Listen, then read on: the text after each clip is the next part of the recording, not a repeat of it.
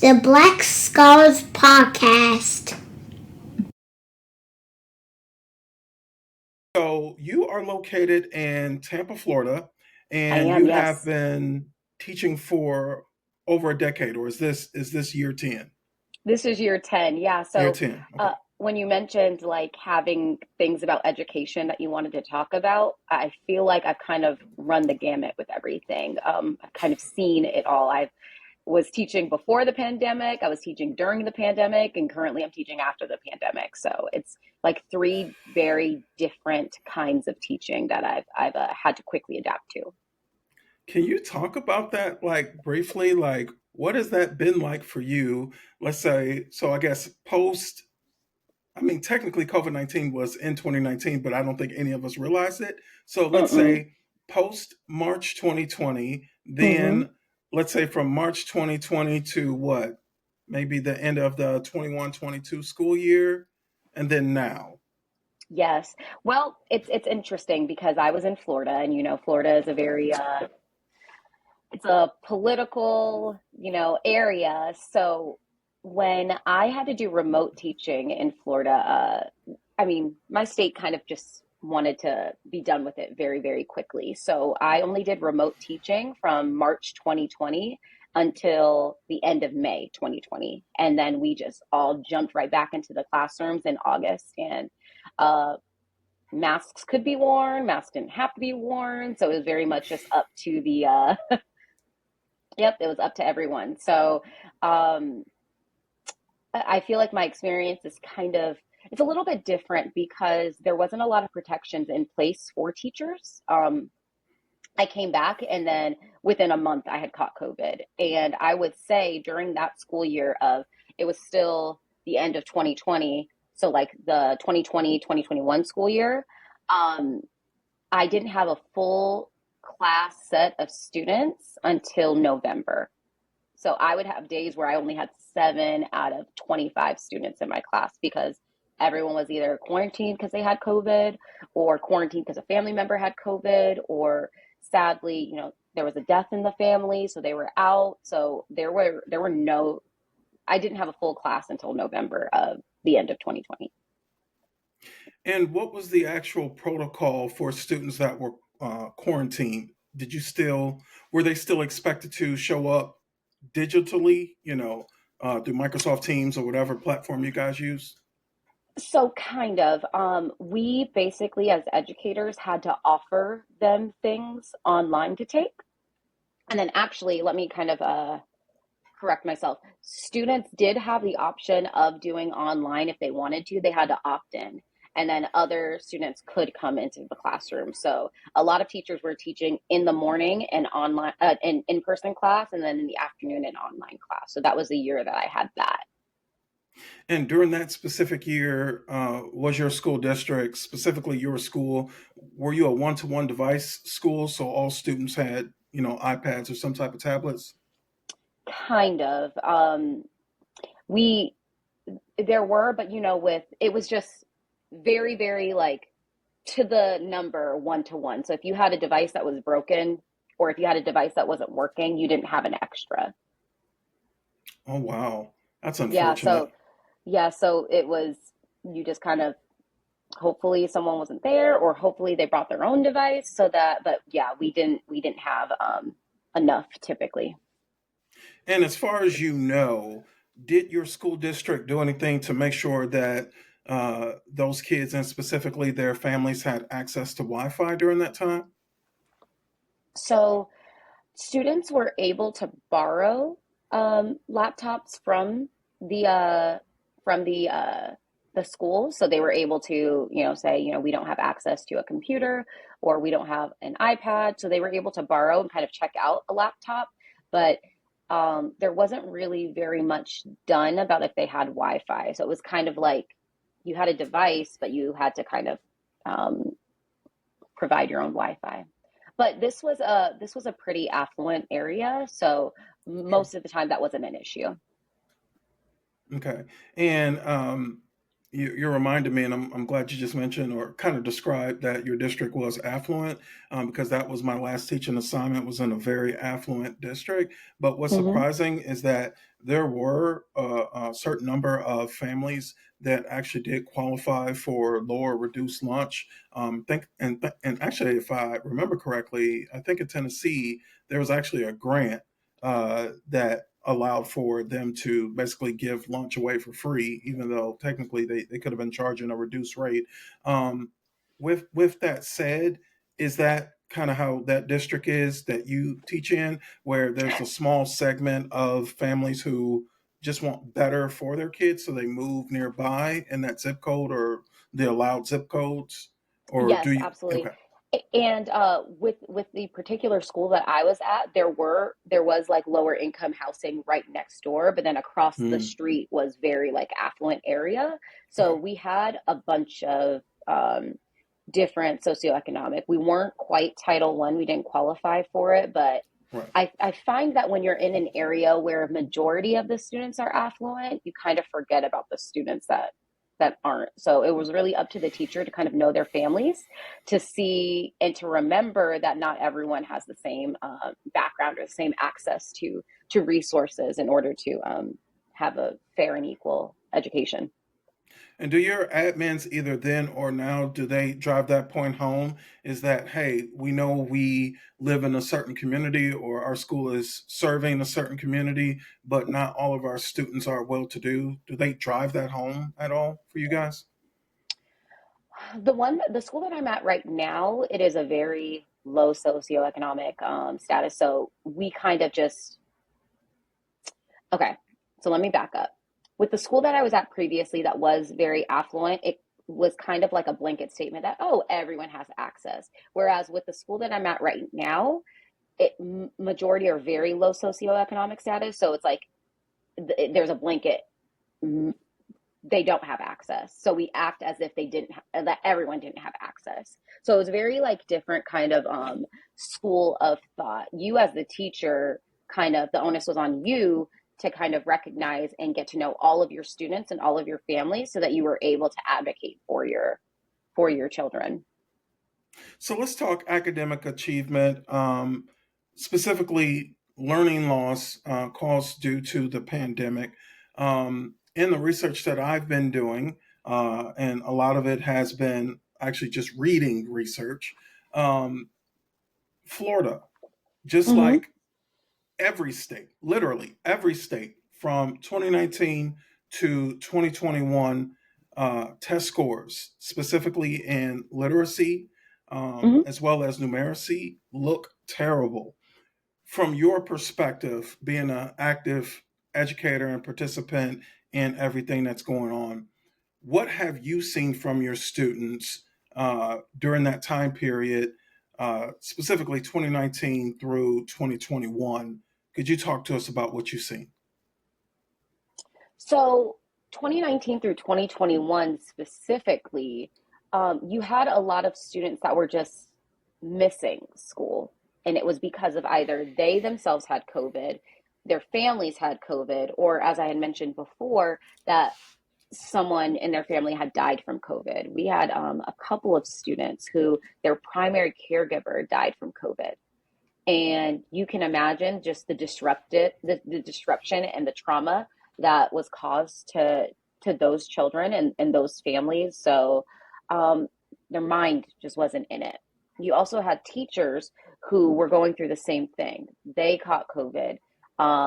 There weren't very many substitutes. You know, we're in a teacher shortage as well as a substitute shortage. So you had teachers who, you know, were worried about their families. You know, I live with my mother, and I was terrified of either giving her COVID because she's older, or giving my own children COVID, because I'm being exposed constantly to a bunch of different students. So I would say, like, as an educator, my mind wasn't there. I was terrified, just very, very, very scared that if I caught COVID, I could give it to someone I love, or if I caught COVID, I could get very, very, very sick, or things like that. So I would say that there were students that were missing school, a lot of schools. So, you know, and the pacing didn't really account for if you're missing school to go back and reinforce those. those key standards. So it was kind of like, oh, well, just keep going. So you have students who are getting those gaps there, as well as students getting gaps from teachers not being there as well. That's very, very real. And I've seen that in my own experience. Um, a lot of my colleagues got really, really sick, really, really Mm-hmm. sick. I even taught students who, like you said, unfortunately, in their immediate family, they were deaf. So I'm thinking of one Mm-hmm. specifically. He caught COVID himself. His mom, I think she's a nurse practitioner, that she didn't catch it, thankfully. But his dad caught it, and actually, he died about a month later.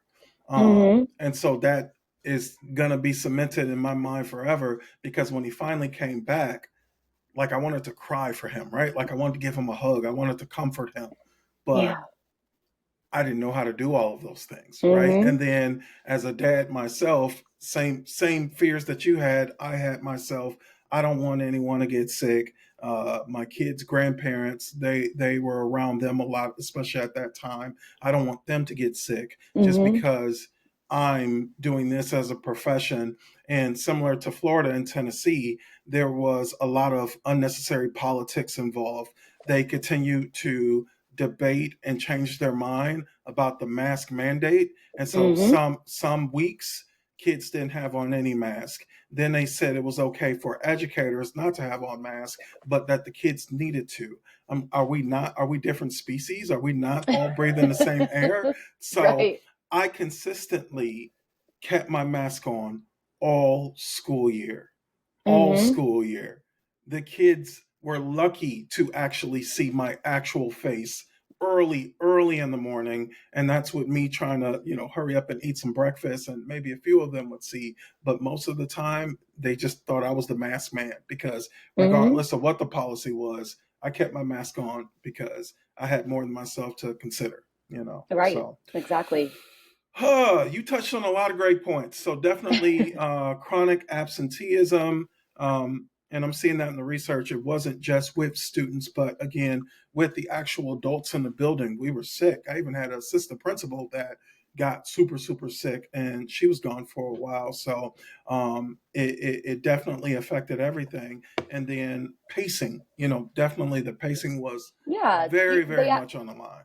acted like nothing was happening, nothing was going on. And you have, Yeah, you know, a community of people, a society who is literally living in that fight, flight, or freeze mode constantly for a year. So absolutely. of course that's going to do something to your brain chemistry, right? Absolutely. Um, Yeah. and I will say, and please forgive me if I'm going ahead, but I No, you're will good. say that now what I'm seeing, the ramifications of learning loss are more so the socio, not the socio, the emotional, uh, the emotional learning piece is what I'm seeing that is truly missing and what has truly contributed to the learning loss. I have students who don't know, they just can't fathom how to problem solve, how to think critically, how to act around each other. So and or have zero for trying to stamina for trying to work out a problem that's a little tricky. So that's what I'm seeing now as an educator. You just have children who are very, very far behind in that regard. Are Mm. you noticing that too? So I'm no longer in the classroom, actually. Mm-hmm. So Okay. last time I was in the classroom was January 2022. Mm-hmm. And so I've just been basically keeping in contact with a lot of people who are still active in the classroom. And I'd have to agree with you. That's definitely what I'm hearing from them, is that SEL piece, right? Mm-hmm. The kids don't have the what's the word, and you said it, stamina. So, and we always talk about, from a teaching learning perspective with pedagogy, is, specifically I taught English language arts, right? But Mm-hmm. I feel like it applies everywhere. And you teach ELA too, right? I Yeah, do, of course, yeah. of course you do. That's why you're great. That's why you're on the show, because you're great. But think about reading stamina, right? And so when we get to these statewide high stakes assessments, our kids, many of them, don't have the stamina to read through these texts, especially if they're not really engaging, um, and then to answer multiple choice questions based on those texts. And of course, a lot of the testing now is online, and so Mm-hmm. there's so many different things that they need to know how to be able to do. Like, it's not just the content of the exam, but it's also like, do you know how to answer this question from a technical standpoint? So it's almost like a two test in one, if you Right. will. But when you consider everything that happened from 2019 up until now, especially for those kids with underdeveloped minds, Mm-hmm. everything was uprooted. They Yeah. seen family members get, terminally ill. They may have gotten ill themselves. And They're it was a lot for us as adults to handle. So for I can just sure. imagine, like, little kids Absolutely. trying to handle that. Um, Absolutely. and we already saw like the lowered stamina, so to speak, with like the influx of devices and children like having like, addictions to screen time and things like that. But then you add in they weren't able to socialize in person with each other for a while, and just and then we just threw them back into school like nothing happened, like nothing changed. So I would say for sure, like what I'm dealing with right now are a lot of behaviors that stem from the inability to solve problems, the inability to think critically, the inability to focus for longer than 15 seconds. That's what I'm noticing, and it's exhausting. So from the district level, what what is your district specifically? What strategies have they tried to implement uh, to try to correct the learning loss and a lot of the different things that you're seeing with absenteeism, to the SEL piece, to pacing being unaligned? Because technically, COVID hasn't went anywhere, right? Like, there Mm-mm. was just an announcement by the federal government that, hey, this is no longer a global pandemic. Let's go back to normal. And we know that it hasn't been anything normal at all. If anything, this Mm-mm. has been like living through the twilight zone. Mm-hmm. Um, so, what strategies has your district tried to implement to try to correct what's been going on with student achievement? So I do want to, make it be known that when I was teaching during like COVID time and during like the pandemic, where we had to wear masks and things like that, that was at a public school, and currently I'm at a charter school right now. So a lot of things that we do, it's kind of like it's based out of Texas, so some of our district things are different than like surrounding districts around me. But we do have a program that we use every morning called Move This World, that students are able to do some get some key SEL things where they're learning about like, oh, naming their feelings and what to do when they're feeling upset. So that's really cool that like we are required to show them, a daily video and ask them questions about that. So the SEL piece is there, which is nice, compared to, I know a lot of especially in Florida, that's a taboo. Additionally, we do a lot of focus on, because we are in a low SES area. We do a lot of like attendance pushes. So really trying to, get students here and giving incentives for being in school, because they can't learn if they're not in school.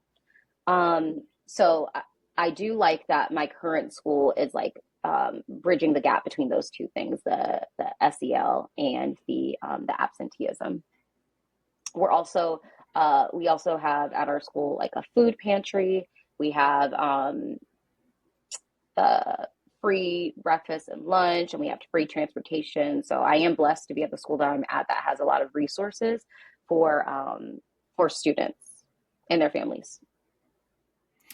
And so I'm going to assume, with you being at a charter school, is it not associated to your previous district, or is it still within the same district? No, so I went to a charter school that's in a different district. Okay. um, from where I was. So technically, the closest district is a different district than where I was. Okay. Okay. As far as you know, from everything that you read and just being an active educator, has there been any improvement in Florida? Again, when it comes to numeracy and literacy, as far as those scores? No? No, Yeah. no. It's been difficult as well because there's been a lot of uprooting with the standardized tests that we're taking, with the changes in standards that are constantly changing. It's a lot of politics that have been thrown into the teaching space. Additionally, with the banning of books, a lot of schools and a lot of teachers have just been like, you know what? I'm scared of losing my job, losing my livelihood, losing my teaching license because I have books in my classroom. So I'm just not going to have books in my classroom right now. And you and I taught ELA. So how can you possibly teach reading if you don't have books in the classroom? Let me just take a deep breath for a second. Mm-hmm. It makes you not want to stay as an educator. Okay. So what does the curriculum look like? Is it just based off of short text then? Short stories that have to be approved by, the state. Okay. Okay. So a lot of times you'll see texts that the students don't see themselves in. So how can they possibly relate to it? How can they have some type of connection to it? But what do I know? I've just been an educator for 10 years. Do you know by chance in Florida who has that contract for your assessments? Who's helping create that? Is it Pearson? Is it Questar?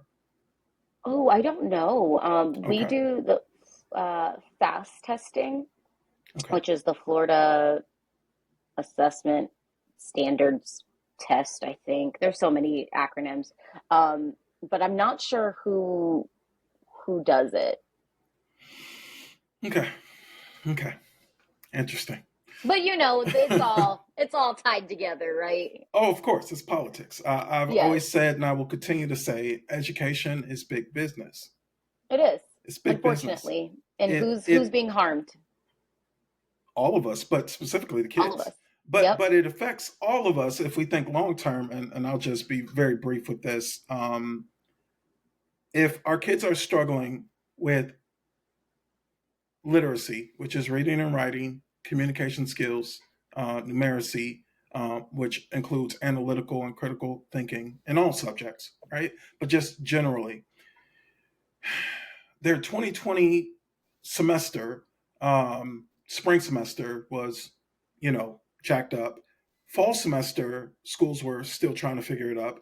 Still It was trying to figure it jacked out. up. Yep. Yep, they That were. previous summer, I'm pretty confident in saying no one was going to summer school because, again, we were still trying to figure it out. Um, and so, really, the most normal year they had would have technically been 2022 through 2023. That's Yes, sir. literally a year and a half of any. Disruption and chaos. Yeah. Exactly. So when you take that away, like you said before, it's already been hard for us as adults. But when you place that on the shoulders of a kid who's trying Mm-hmm. to understand it all, and the adults are confused and disorganized, and there's politics involved, and well, maybe you should wear a mask, maybe you shouldn't, this should happen, maybe this, let's spend a bunch of money here but let's not spend it here, let's give all of these federal dollars to these school districts, and most of the districts don't even use the dollars because of the legalese attached to them and the Exactly. confusion on ESSER funds. So I Yep. don't know if I can spend this, or oh well, you can spend it on the building and ventilation. Well, how long does it take to do a construction project? I would think a long period of time, but then the funds are dropping off at the end of this Mm-hmm. year because they Yep. had 3 years to spend them. Yep. So not only do we have educational crisis, as far as student achievement is concerned. But now we have a fiscal crisis as well, and we see a lot of that in states like New York specifically, where at the beginning of was it this school year or last school year, they actually, I think it was this school year, they actually went on a strike. No, it was the previous school year, I believe. I have to double check, but they went on a strike, and actually sued like lawmakers in New York. Yeah, we've seen Chicago recently go on a strike. It seems like Chicago has to go on strike like every year. So this is, but I mean, this has been utter chaos, and those students are continue getting older. Like, think about, again, a year and a half missing. What about those 10th graders? What about those 11th graders? What about those 12th graders?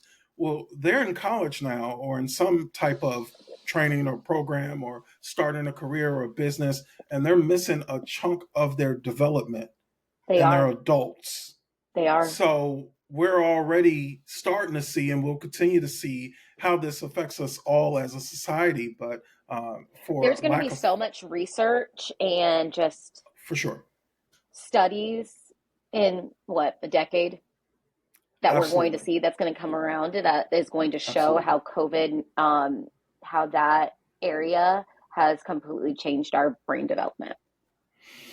I'm seeing numbers on future economic impacts, and they're talking about a loss of trillions of dollars because there's just going to be less skilled workers. And if you kind of pay Mm-hmm. attention to what is going on in technology, which is my new space, um, everything is AI driven. Everything is a Mm-hmm. lot more technical. And as things get more technical in all areas, businesses, then we need the workforce to match. But again, you've got a year and a half of these kids' development missing, um, and that's excluding the 40+% of students who already were scoring below proficient on these exams before COVID even hit. Like, we're talking Mm-hmm. about, learning loss caused due to the pandemic. Honestly, we could just be focusing on learning loss in general, because Mm-hmm. even our most successful schools, eh,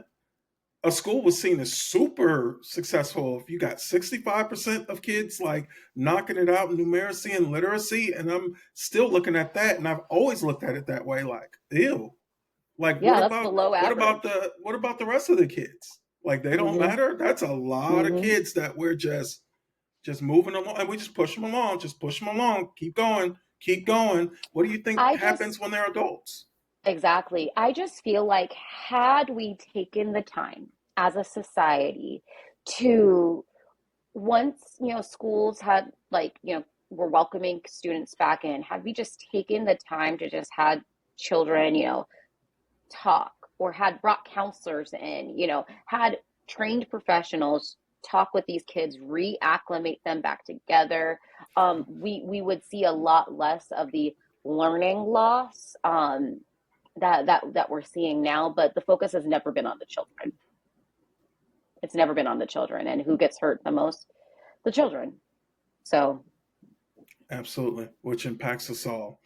All right, final impacts us all. question. Yeah. Final Mm-hmm. question for you. So, in your professional opinion and your 10 years of expertise, with all of your training and experiences, um, what can educators do, if anything, to correct this? And I realize that might be at a very small scale, but for those Black educators who are listening, like, what's one piece they could take away from this and say, I'm going to implement or try this in my profession, in my classroom, in my building, in my district?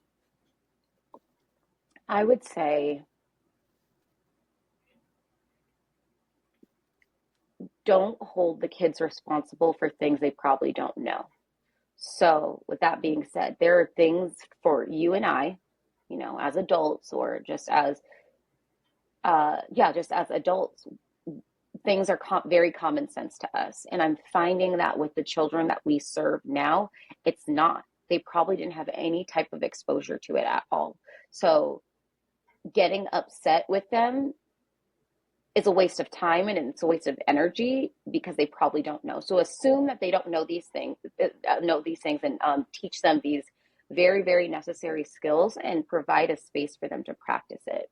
I think that's going to save our sanity as teachers, and it's going to put them in a better place to set them up for success as they leave us and navigate through the world.